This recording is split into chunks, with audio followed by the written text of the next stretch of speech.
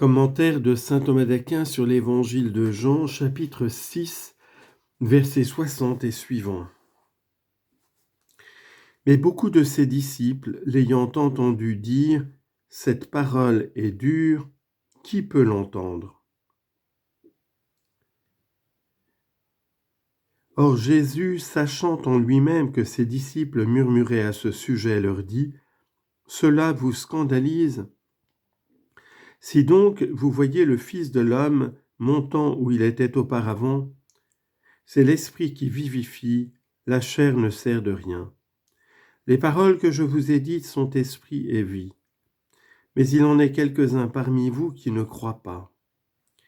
Jésus, en effet, connaissait dès le commencement ceux qui croyaient et qui devaient le trahir, et il disait « C'est pourquoi je vous ai dit que nul ne peut venir à moi si cela ne lui a été donné par mon Père. » Dès lors, beaucoup de ses disciples se retirèrent et ils n'allaient plus avec lui.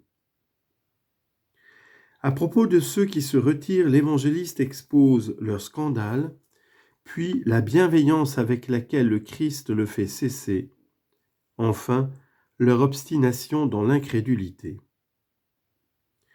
À propos du scandale des disciples, il faut savoir que nombreux étaient ceux qui, dans le peuple juif, adhéraient au Christ en croyant à lui et le suivaient, sans avoir cependant tout quitté comme les 12, et tous étaient appelés disciples. C'est d'eux que l'évangéliste dit « Beaucoup de ceux qui dans le peuple croyaient à lui, l'ayant entendu sur ce qu'il avait dit plus haut, dire « Cette parole est dure ». C'est d'eux qu'il est dit « Ils croient pour un temps, mais au temps de la tentation, ils se retirent. » Luc chapitre 8, verset 13. Et il dit « beaucoup » parce que le nombre des insensés est infini et que beaucoup sont appelés, mais peu sont élus. Qoélète, chapitre 1, verset 15, et Matthieu, chapitre 20, verset 16, et chapitre 22, verset 14. Ils dirent donc, cette parole est dure. On appelle dur ce qui ne se divise pas facilement et qui oppose une résistance. Une parole est donc dure parce qu'elle résiste soit à l'intelligence, soit à la volonté, lorsque nous n'arrivons pas à la saisir par l'intelligence ou qu'elle ne plaît pas à la volonté. Et de ces deux manières, cette parole leur était dure. D'une part, pour l'intelligence, parce qu'elle excédait de beaucoup la faiblesse de leur intelligence. Comme ils étaient soumis à la chair, ils ne pouvaient saisir ce que le Christ avait affirmé, qu'il leur donnerait sa chair à manger. Dure d'autre part pour la volonté, parce qu'il a dit beaucoup sur la puissance de sa divinité. Et même si dans leur foi ils le tenaient pour un prophète, ils ne le croyaient pas Dieu. Et c'est pourquoi il leur semblait qu'il parlait de lui-même avec exagération. Les lettres sont sévères et fortes, dit-on à propos des épîtres de saint Paul. 2 Corinthiens 10, 10. Et la sagesse est extrêmement amère aux hommes ignorants. Siracide, chapitre 6, verset 21. D'où leur réaction, qui peut l'entendre ?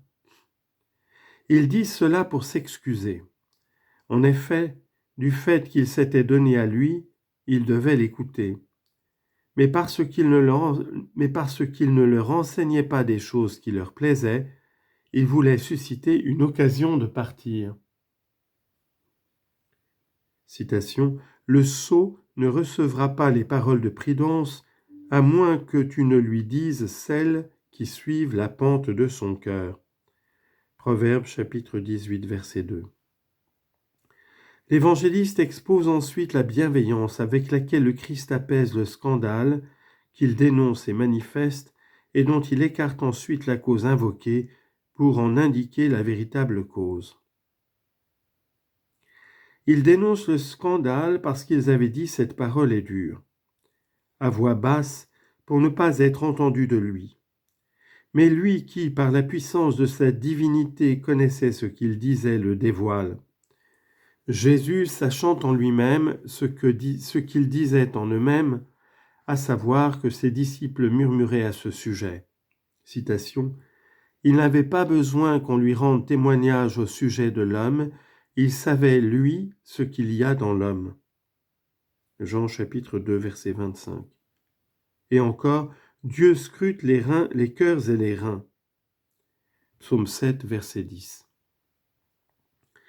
Il leur dit, cela vous scandalise, comme s'il disait, vous ne devez pas en être scandalisés. Ou bien on peut lire dans ces paroles un désir d'apaiser, comme s'il disait, je sais que vous êtes scandalisés. Citation.